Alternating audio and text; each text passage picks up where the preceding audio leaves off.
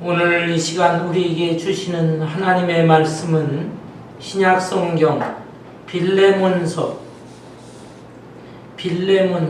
1장 8절에서 22절까지의 말씀입니다. 신약성경 351페이지 빌레몬서 1장 8절에서 22절까지 제가 한 절, 여러분 한 절 교독하겠습니다. 이러므로 내가 그리스도 안에서 아주 담대하게 내게 마땅한 일로 명할 수도 있으나 너희로 사람으로서 간구하노라. 나이가 많은 나 바울은 지금도 예수 그리스도를 위하여 갇힌 자 되었고 갇힌 중에서 낳은 아들 오네시모를 위하여 내게 간구하노라. 그가 전에는 내게 유익하였으나 이제는 나와 내게 유익하므로 내게 그를 돌려보내노니 그는 내 신복이라.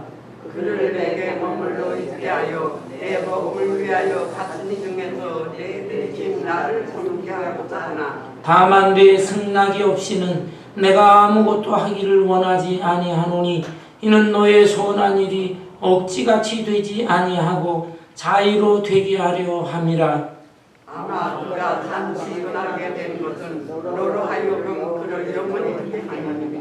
이후로는 종과 같이 대하지 아니하고 종 이상으로 곧 사랑받는 형제로 둘 자라. 내게 특별히 그러하거든 하물며 육신과 주 안에서 상관된 내게랴.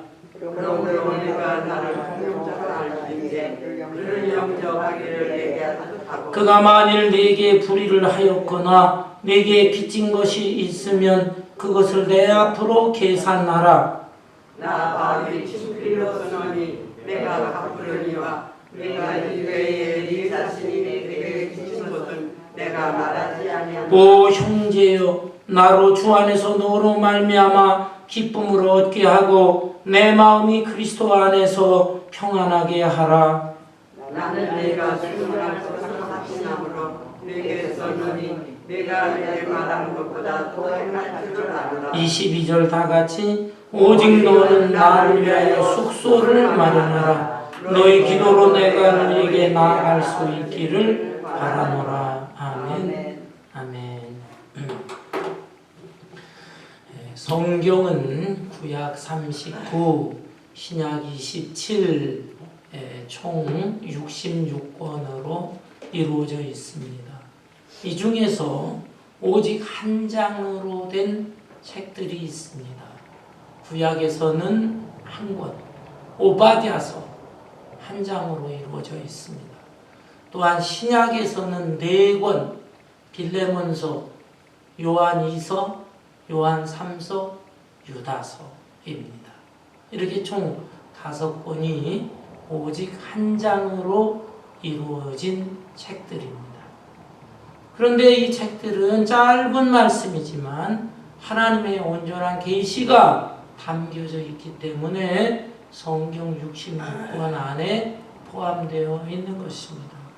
이 중에서 특별히 오늘 읽은 빌레몬서 이 말씀은 기독교의 핵심 진리, 사랑과 용서, 화해 이런 내용들이 포함되어 있기 때문에 기독교 초창기에 여러 권의 책들 가운데서 성경 66권만 하나님의 완전 계시로 채택을 할 때 다른 책들은 좀 이견이 있는 책들이 있긴 있었어요.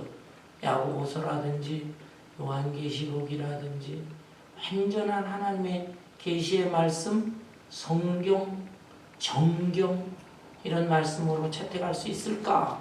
그런데 빌레몬서만은 아무런 이견이 없이 채택이 된 것입니다. 그만큼 기독교 복음의 핵심의 진리가 이 속에 포함되어 있기 때문인 것입니다. 여러분, 그런데 이 빌레몬서에는 주요 등장인물 3사람이 소개되어져 있습니다. 첫째는 바울 사도입니다. 바울 사도가 이 편지를 기록하고 발송한 사람이죠.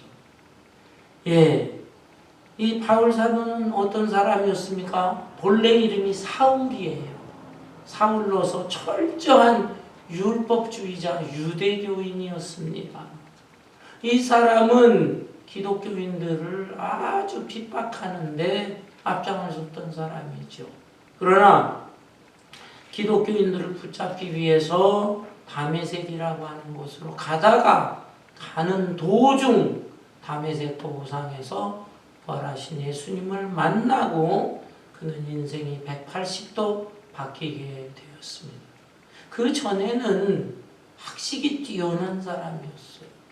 그래서 세상의 명예를 갖고 출세를 하고 성공을 하고 이런 인간적인 야망을 가진 사람이었지만, 그러나 예수님을 만나고 나서 모든 것을 다 내려놓았습니다. 모든 것을 다 배설물처럼 여겼다. 배설물, 표현이 고상한 것 같지만 똥이라는 말에 똥.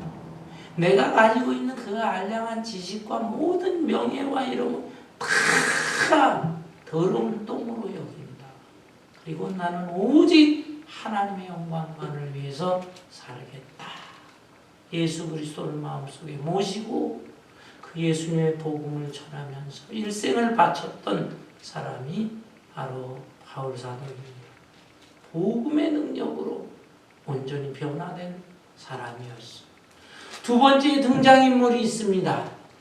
빌레몬이라는 사람. 빌레몬, 이 사람은 이 편지를 받는 사람, 편지의 수신자입니다. 이 사람은 고향이 골로새.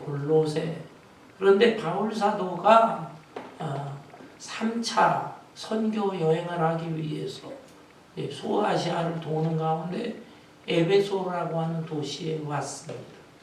이 에베소에 두란노라고 하는 서원이 있었어요. 두란노 서원은 철학자들이 그 당시에 유명한 헬라 철학 이런 것을 사람을 모아놓고 강의를 하던 장소예요. 그런데 그 장소를 빌려서 바울 사도가 시간을 정해놓고 정기적으로 복음을 전하기 시작을 했습니다. 이때 여러 사람들이 두란노 서원에 모이는데 이웃에 있는 인근 도시 골로새에 있는 사람들도 오게 되었어. 그 골로새에 있던 이 빌레몬, 또 에바브라 이런 사람들이 와서 이 바울의 설교를 들을 때 큰 은혜를 받았습니다. 그래야 자기의 고향으로 돌아가서 그곳에서 복음을 전하면서 교회를 세우게 되었어요. 그게 골로새 교회입니다. 특별히 빌레몬은 경제적으로 여유가 있는 부자인데 자기의 집을 갖다 예배 처소로 내놓았어요. 그래서 이곳에 사람들이 모여서 예배를 드리고 말씀을 배우는데 그것이 바로 골로새 교회가 된 것입니다. 빌레몬, 이 사람도 복음의 능력으로 변화된 사람. 그래서 믿음이 훌륭하고 또 주의 사역을 위해서 열정을 쏟았던 사람이었어요. 세 번째 등장인물이 있습니다. 이 사람은 오네시모라는 사람입니다. 오네시모. 이 사람은 빌레몬 집에 종살이를 하는 사람이에요. 빌레몬의 노예입니다. 그런데 어느 날 이 오네시모가 빌레몬의 집을 탈출합니다. 그냥 몸만 탈출하는 게 아니라 아마 중요한 어떤 물건인지 금덩어리인지 아니면 돈인지 이 주인의 재물을 훔쳐가지고 도망을 치게 되었습니다. 그 오네시모가 도망을 친 이유가 뭘까? 그는 빌레몬이라고 하는 주인이 포악해서 자기를 너무 심하게 구박을 해서 그래서 도망친 것은 아닙니다. 좀 자유롭게 자기 마음껏 그렇게 살고 싶은 욕망이 있었던 것 같습니다. 옛날 어떤 종이 주인의 집에서 탈출을 하다가 붙잡혔어요. 이 주인은 종을 데리고 이제 재판정에 갔습니다. 당시의 재판으로는 아주 중벌을 받아야 됩니다. 예, 발가락이 잘리든지 아니면 사형에 처해지든지 하는 중벌이에요. 재판장은 이 종에게 물어봅니다. 너는 왜 주인의 집에서 탈출하려고 했느냐? 주인이 먹을 것을 제대로 주지 않았느냐? 아닙니다. 주인은 저 먹을 거 풍성히 주었습니다. 그래. 그러면 잠자리 거처가 시원치 않았느냐? 그렇지 않습니다. 제가 편안하게 휴식을 취하고 잠을 잘 수도 있었습니다. 그러면 도대체 주인이 너를 아주 못되게 매질을 했느냐? 아닙니다.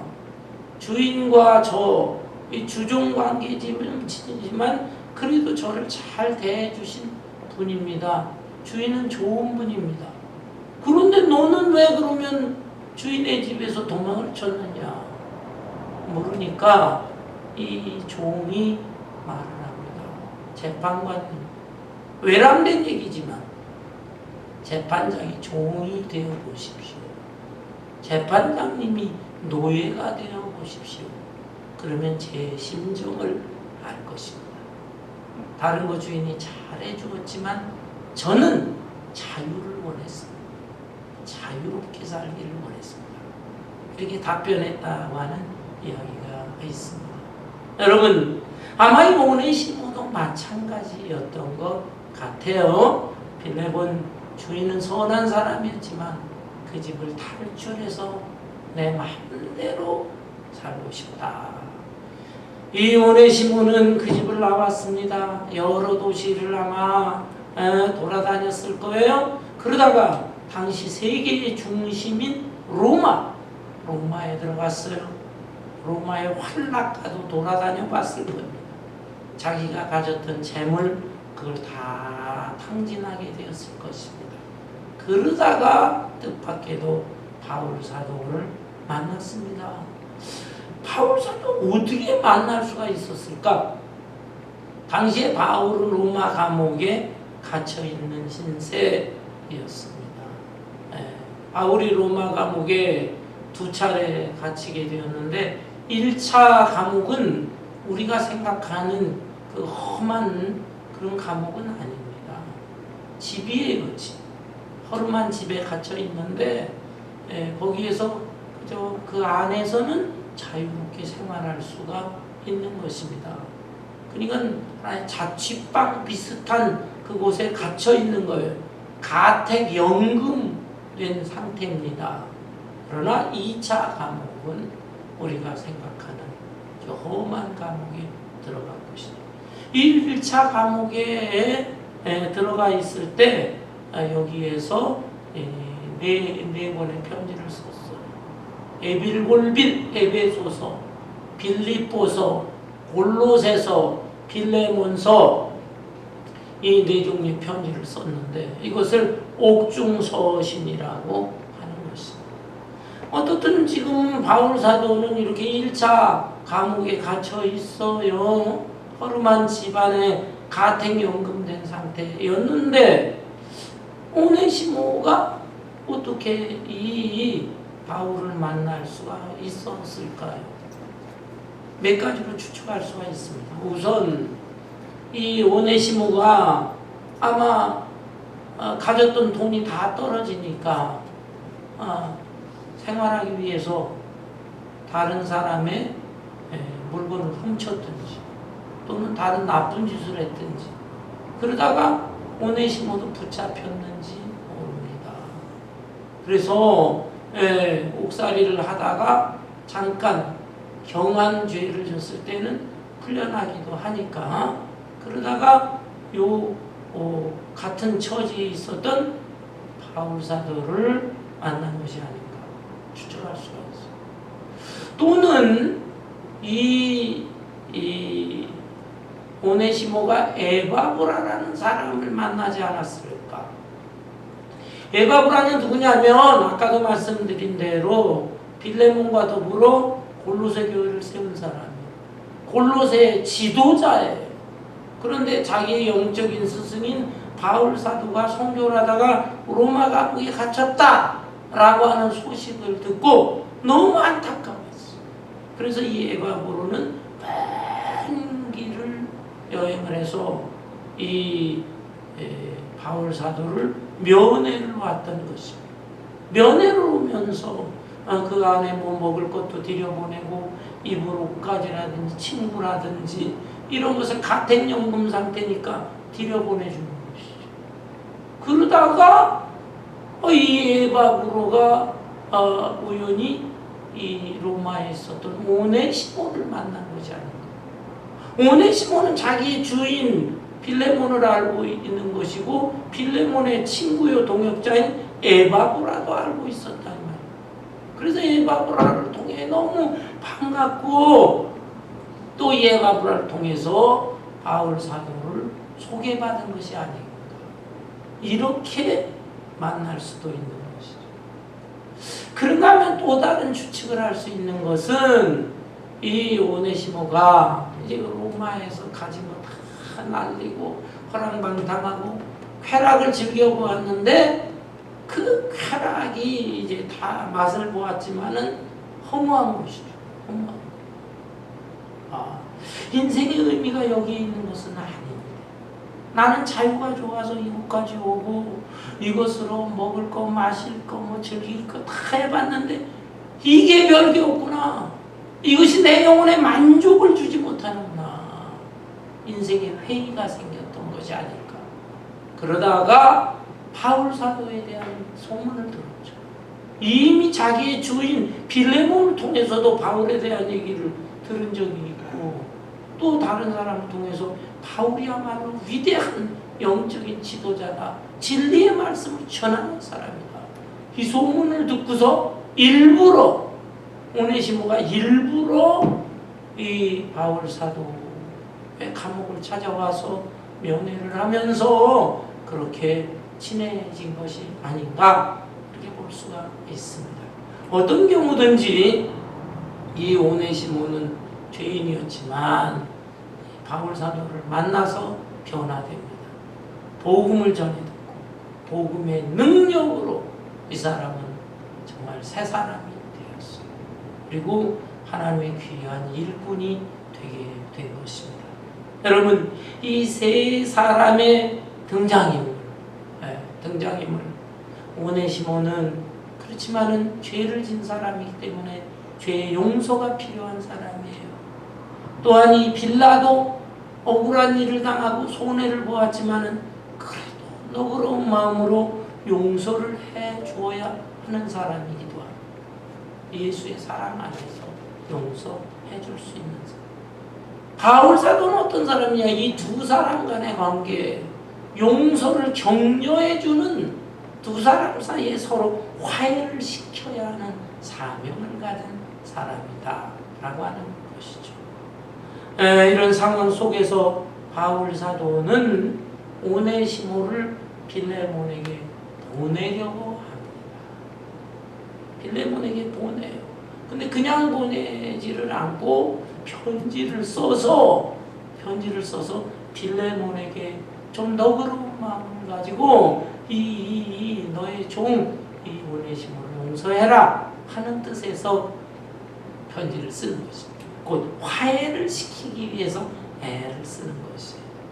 그런데 이 바울 사도는 오네시모를 너무너무 아꼈습니다. 본문 8절부터 봅니다.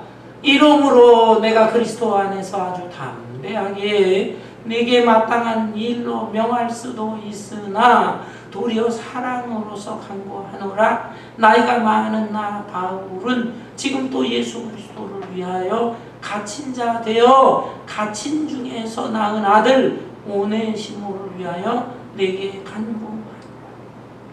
바울 사도는 나이가 많아요. 또 빌레몬의 영적인 스승이에요. 지도자예요. 그래서 오네시모를 보내면서 너는 이 오네시모 무조건 용서해라. 자기가 명령하듯이 말할 수도 있는 위치다. 그렇지만 자기는 그렇게 하지 않고 너한테 부탁을 하는 거야. 사랑으로서 부탁을 하는 거야. 내가 사랑한다. 그리고 너도 주의 사랑하는 마음으로 이 오네시모를 용서해다오라고 하는 것이에요. 그런데 이 오네시모에 대해서 뭐라고 소개를 합니까? 이 오네시모는 갇힌 중에서 낳은 아들이다. 갇힌 중에서 낳은 아들 오네시모를 너한테 보낸다. 이게 무슨 뜻일까요? 바울 사도는 결혼을 했는지 안 했는지는 정확하게 알 수가 없어요. 어떤 성경학자들은 결혼을 했는데 유대인이었다가 유대교 있다가 기독교로 전환하면서 핍박을 받게 되었다. 그래서 어쩔 수 없이 부인도 개종을 안 하니까 이혼했을 것이다. 이렇게 주장하는 사람들도 있어요. 그러니까 바울이 결혼을 했는지 안 했는지는 정확하게 알 수는 없어요. 그렇지만 적어도 성경에 나타난 것을 보면 바울은 주님의 사역을 할 때 독신으로서 사역을 했어요. 그리고 자녀에 대한 얘기도 전혀 없어요. 그러니까 육신의 자녀가 없다 이렇게 봐야 되는 것입니다. 그렇지만 바울 사도는 영적인 자녀들이 많아요. 영적인 자녀. 가는 곳곳마다 복음을 전해서 예수 믿는 사람들이 많이 늘어났어요. 영적인 자녀. 그 사람들을 통해서 또 전도가 되어 그래야 또 믿는 사람들, 그런 영적인 손자, 손녀, 손주들이라고 할 수 있는 것입니다. 여러분의 경우에는 어떻습니까? 여러분의 자녀, 손주들 있죠? 육신의 자녀도 있고 육신의 손주도 있고 귀한 자녀, 손주입니다. 그렇지만 하나님 앞에 갔을 때 하나님께서 가장 기뻐하시는 사람은 누굴까요? 그것은 영적인 자녀, 손들을 많이 둔 사람들이다. 이렇게 볼 수가 있습니다. 바울 사도에게 있어서는 육신의 자녀는 없지만 대표적으로 디모데라든지 디도라든지 이런 사람 다 믿음의 아들이다 그랬어요. 그런데 본문에 보면은 이 오네시모는 갇힌 자 중에 낳은 아들이다. 이게 무슨 뜻일까요?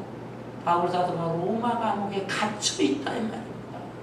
감옥에 갇혀 있는 상태에서 복음을 전했는데 이 오네시모가 복음을 받아들이면서 하나님의 자녀가 되었다. 나는 너무너무 보람이 있다. 이 오네시모를 그래서 너무너무 귀하게 여기고 너무너무 아끼는 거예요. 이 오네시모에 대해서 또 뭐라고 그러냐면 여기 본문 말씀을 보면은 11, 12절에 그가 전에는 내게 무익하였으나 이제는 나와 내게 유익함으로 내게 그를 돌려보내노니 그는 내 신복이다. 내 신복이다. 이렇게까지 말합니다. 마음 중심으로 내가 아끼고 사랑하는 나의 아들이다. 내 오른팔 같은 사람이다. 이렇게까지 말합니다. 그런데 이러한 오네시모 자기 곁에 두고 싶지만 오네시모가 아마 심부름도 잘했던 것 같아요. 뭐 들락날락하면서 바울 사도에게 필요한 건 많이 베풀어.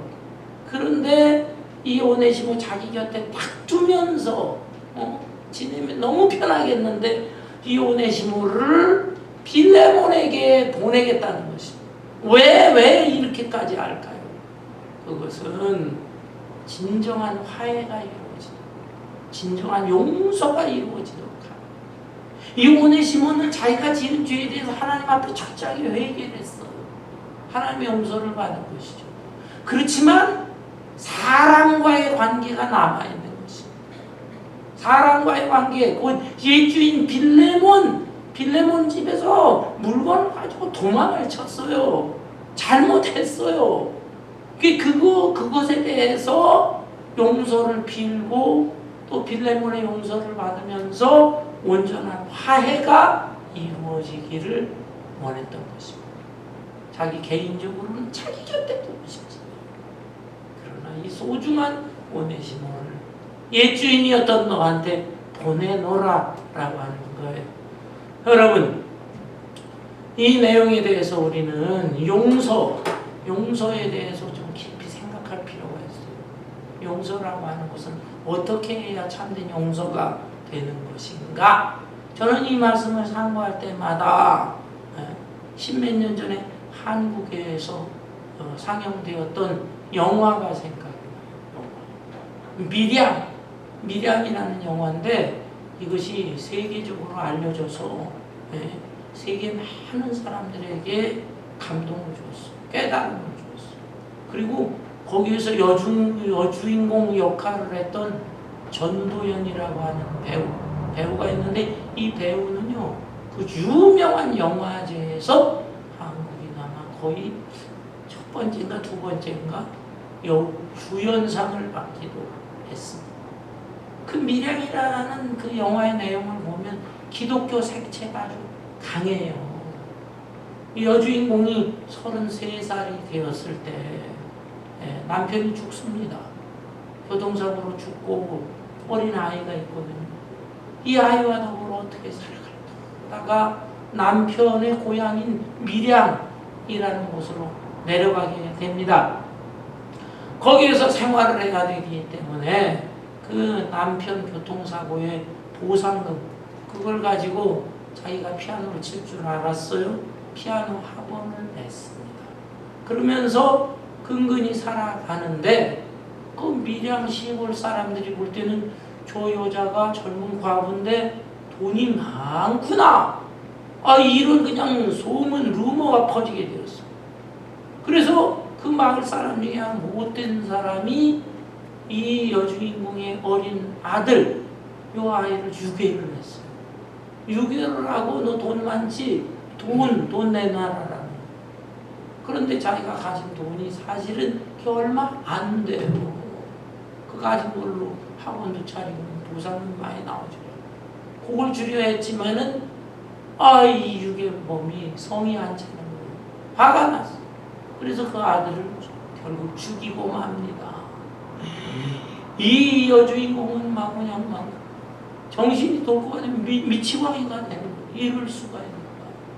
나는 이제 무슨 희망을 가지고 사냐. 사랑하는 남편 죽었어. 아들 죽었어. 살고 싶은 욕망이 없는 거야. 그렇게 참 방황하는 가운데 어떤 교회 다니는 집사의 전도를 받고 교회를 나갑니다. 예수님은 다 사랑의 주님이시다. 모든 죄를 용서하시고 위로도 해주시는 분이다. 전도를 받고서 교회에 나갔는데 성령께서 역사하셨는지 첫날 또 은혜를 받는 거예요. 근데 우리 예수님 말씀에 원수까지도 용서하라 이 말씀을 받게 됩니다. 그래서 참 어렵지만 그 말씀을 받아들이면서 누구 생각을 하냐면 유괴범 생각을 하는 거예요. 유괴범 내가 힘들지만 예수님 말씀이니까 내가 유괴범 찾아가리라. 그래가지고 내가 용서하리라. 감옥에 찾아왔거든요.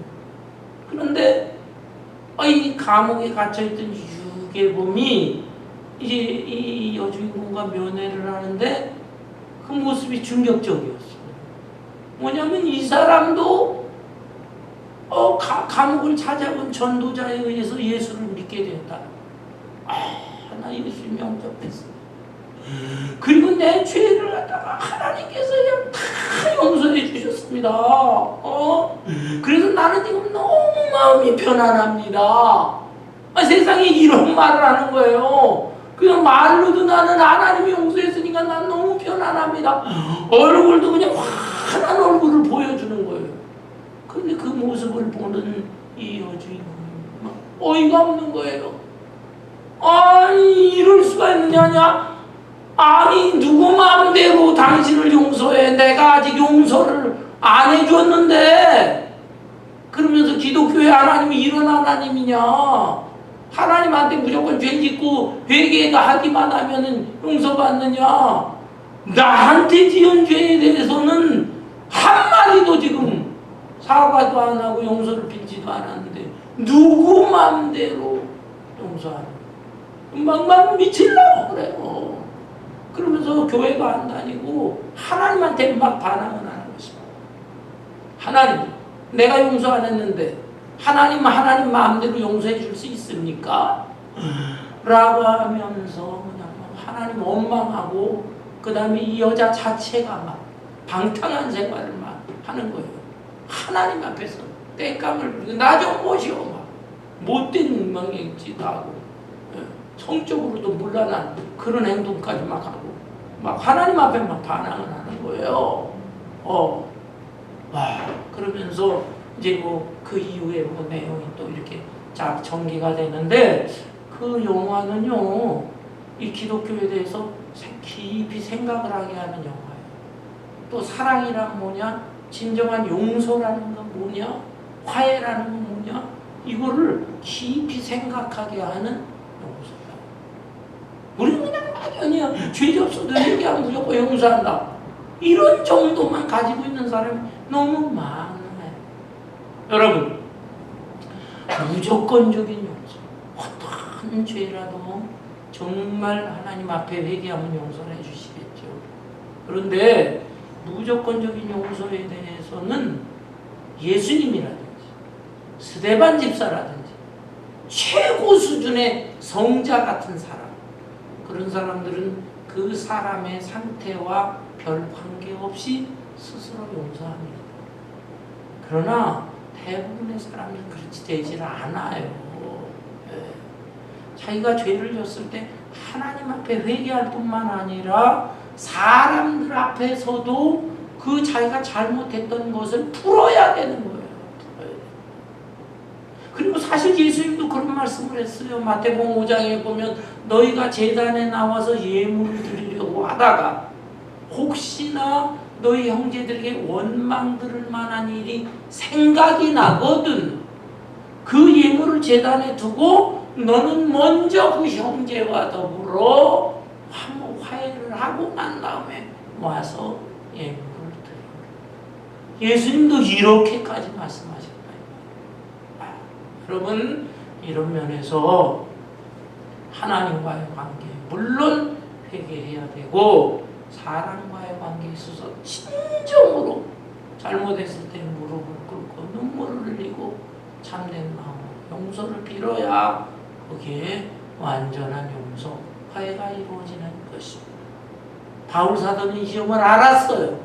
그래서 이 오네시모가 하나님 앞에 회개하고 예수님 받아들이고 영적으로 거듭난 사람이라는 것을 알고 있어요. 그래서 전에는 무익한 사람이었는데 지금은 유익한 사람이 되었다. 이렇게까지 말합니다. 오네시모라고 하는 이름의 뜻이 유익하다는 뜻이에요. 전에는 자기 이름값을 못했어. 빌레몬 집에서 제대로 종살이도 안 하고 아마 게으르기도 하고 그러다가 땡깡 부리다가 아마 물건 가지고 훔쳐가 도망쳤다. 무익한 사람. 이름값을 못했어. 그런데 바울을 만나고 바울을 통해서 예수 만나고 복음을 받아들이고 거듭나고 하나님의 자녀가 되고 그래서 이름값을 하는 정말로 유익한 사람이 됐던 것입니다. 그런데 바울 사도는 이 오네시모를 빌레몬에게 보내면서 내가 참 선한 마음으로 예수의 사랑으로 잘 좀 대주라. 배려를 좀 해주라. 이렇게 부탁을 하고 있습니다. 여러분 본문 말씀을 또 봅니다. 13절부터 보면 그를 내게 머물러 있게 하여 내 복음을 위하여 갇힌 중에서 내 대신 나를 섬기게 하고자 하나 다만 내 승낙이 없이는 내가 아무것도 하기를 원하지 아니하노니 이는 너의 선한 일이 억지같이 되지 아니하고 자의로 되게 하려 함이라. 정말 내 곁에 두고 싶은 그 믿음의 아들이지만 그러나 먼저 너한테 보내주고 내가 다 용서해주고 내가 허락을 해야 내가 이 오네시모를 다시 불러서 나 수종들게 하겠노라. 이런 뜻이에요. 사람과의 관계가 중요하기 때문에 아울러서 15절부터 보면 아마 그가 잠시 떠나게 된 것은 너로 하여금 그를 영원히 두게 함이니 이후로는 종과 같이 대하지 아니하고 종 이상으로 곧 사랑받는 형제로 둘을 차라. 내게 특별히 그러하거든 하물며 육신과 주 안에서 상관된 내게랴. 이렇게 된 것이 다 하나님의 오묘한 섭니다. 오네시모가 도망친 것 나쁜 거지만 하나님께서 그것을 다 컨트롤하셨고 로마에서 어찌저찌 하다가 나를 만나게 된 것 이것도 하나님의 오묘한 섭니다. 그리고 거듭난 사람 되었으니 내가 너를 이 오네시모를 너에게 보내는데 그러면서 아주 놀라운 말을 합니다. 이 종을 옛날처럼 너의 종이다 생각하지 말고 주 안에서 형제로 대해줘라. 야, 여러분 이게 가능합니까? 주 안에서 종이 아니라 형제? 여러분 우리 이 한국 땅에 복음이 전해진 게 한 140여 년 전이에요. 선교사들이 헌신과 희생을 하면서 복음을 전했어요. 그 예수 믿게 됐어요. 막 그 당시에 그 교회들이 있어요. 지금 한국의 그 유명한 전통적인 교회들 100년이 넘는 교회들. 근데 어떤 교회에는요 그 교회 안에 양반도 들어오고 그 다음에 천민들도 들어왔어요. 천민 중에 최하층 상놈 백정들 고기 잡는 백정들은 아예 천민 중에 최하층 상놈이라고 했어요. 근데 그런 사람들까지도 선교사들이 복음 전해서 다 교회 안에 들어왔네요. 그런데 이 양반들이 기겁을 하는 겁니다. 어떻게 저런 자들이 우리와 함께 예배드냐? 선교사님 저거 다 내쫓으세요. 아닙니다. 안 됩니다. 그러면 우리가 교회 다닐 수 없습니다. 그래도 말씀에 순종해야 됩니다. 주의 말씀 안에 주 안에서는 높은 자나 낮은 자나 종이나 자유인이나 그런 게 없습니다. 다 주 안에서 평등하고 하나. 그러면은 어쩔 수 없으니 우리는 앞자리에 앉게 하고 저 천민들은 뒷자리에 앉게 해요. 그렇게도 할 수 없어요. 양반들이 나갔어요. 양반들이 나가고 이 백정들은 또 자기 친구들 데리고 해가지고 막 교회가 막 세워지네요. 그렇게 해서 세워진 교회가 서울에 있는 유명한 승동교회 100년이 훨씬 넘는 교회예요. 그 곤단골 교회라고 그러나 승동교회인데 그 다음에 거기서 양반들이 나가니 지들끼리 교회를 세웠거든요. 근데 그 교회 세우는 게 얼마 안 돼가지고 불이 났어.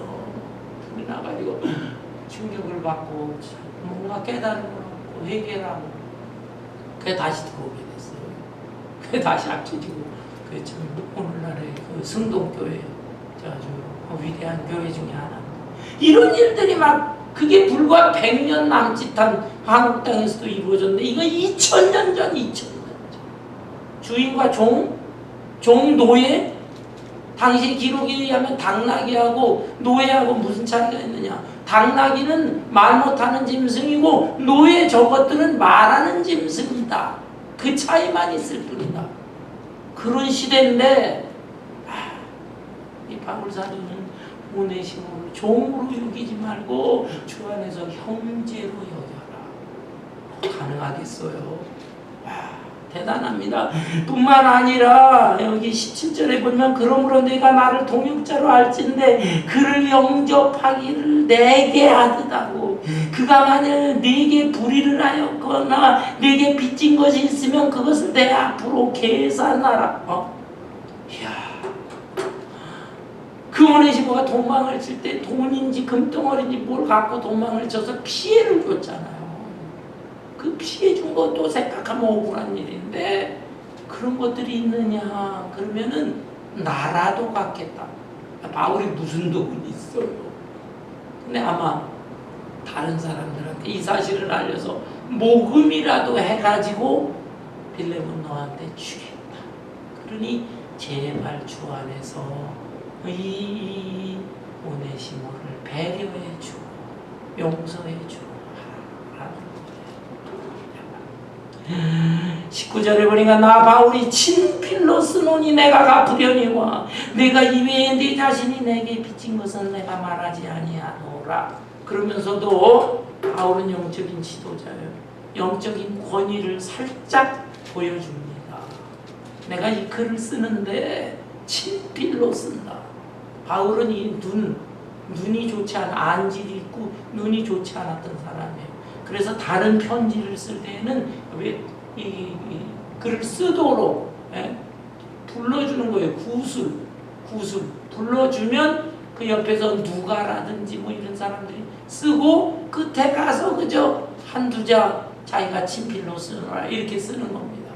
그런데 이 빌레몬서만은 자기가 친필로 썼다. 눈이 불편한 이 빌레몬이 이 바울 사도가 그러면서 이렇게 부탁을 한다. 여러분 빌레몬이 어땠을 것 같아요? 예, 성경의 기록은 안 나오지만 바울 사도가 이렇게까지 영적인 스승으로 부탁을 하는데 용서 안 했겠어요? 용서한 것입니다. 진심으로 부탁을 하고 어떻게 해서든지 화해를 시키려고 애를 썼던 이 바울의 훌륭한 모습. 그리고 빌레몬은 틀림없이 용서했을 것입니다. 그 증거 중에 하나는 성경에는 없지만 이 편지가 기록되고 한 50여 년 후에 이그나티우스라고 하는 그 훌륭한 교회 지도자가 있어요. 그 이그나티우스의 글에 보면은 오네시모가 언급이 됩니다. 오네시모 이 사람은 에베소 교회의 지도자다. 그러니까 오네시모가 돌아가서 빌레몬이 용서해주고 종으로 삼지 않고 오히려 형제로서 그리고 더 사역자로서 대접을 했던 것 같아요. 그러면서 세월이 흘러 믿음과 인격이 훌륭하게 성장해서 오네시모는 에베소 교회의 당당한 위대한 지도자까지 되었던 것입니다. 본문 20절부터 봅니다. 오 형제여 빌레몬이여 나로 주 안에서 너로 말미암아 기쁨을 얻게 하고 내 마음이 그리스도 안에서 평안하게 하라. 나는 네가 순종할 것을 확신함으로 내게 썼노니 내가 말한 것보다 더 행할 줄을 아노라. 오직 너는 나를 위하여 숙소를 마련하라. 너희 기도로 내가 너희에게 나아갈 수 있기를 바라노라. 바울은 지금 1차 감옥에 갇혀 있지만 얼마 지나지 않아서 자기가 풀려나겠구나. 사형까지 당할 정도는 아니구나 라는 걸 깨달았던 것 같아요. 그래서 내가 지금 급해서 이렇게 편지와 오네시모를 보내는데 얼마 있으면 내가 풀려날 것이다. 그러니 내가 이제 너한테 가가지고 너를 만나게 될 텐데 나를 위해서 좀 숙소도 예비해 주고 그때 반갑게 만나자. 이렇게 인사하는 것입니다. 사랑하는 성도 여러분, 우리가 신앙생활을 오랜 세월 했습니다. 근데 나는 얼마나 변화되고 있습니까? 내 믿음과 인격은 어떤 상태에 있습니까? 오랜 세월 그저 나 예수 믿는 사람이야 이런 정도입니까? 사람들과의 관계에 있어서 어떤 상태의 모습으로 나타납니까? 다른 사람들이 볼 때 저거 예수쟁이야 예수쟁이. 오히려 예수 믿는 거 조롱하고 비난합니까? 아니면 당신이 믿는 예수라면 내가 한번 믿어보겠습니다. 이런 소리를 듣고 있습니까? 우리 자신이 부족하지요. 저도 너무 부족하지요. 중세시대의 어떤 제자가요 크리스찬 수도사에게 질문을 했다. 스승님, 예수님과 마귀와의 사이에는 얼마만큼의 거리가 있습니까? 그게 도대체 무슨 질문이야? 제가 예수님을 영접하고서 예수님 생각을 하면서 살 때는 내 마음이 편안하고 내 말투도 내 행동도 참 이렇게 참 좋은 말도 나오고 행동도 나오고 예수의 향기가 나타나는 것 같은데 어떤 때는 이게 마귀가 들어와가지고 마귀가 나를 한번 휘젓고 나면 내 마음이 짜증이 나고 사람들을 믿고 화도 나고 하게 됩니다. 도대체 예수와 마귀와의 사이는 어떤 거리 관계가 있는 것입니까? 수도사가 가만히 듣더니 오늘 밤에 나를 찾아오고 제자가 수도사의 방을 찾아갔어요. 캄캄한 방입니다. 수도사가 등불에 기름을 붙였어. 등불이 환해지니까 어둠이 순간적으로 물러갑니다. 보았느냐? 네가 예수님을 모시게 되면 마음속에 있는 마귀가 물러가는 것이다.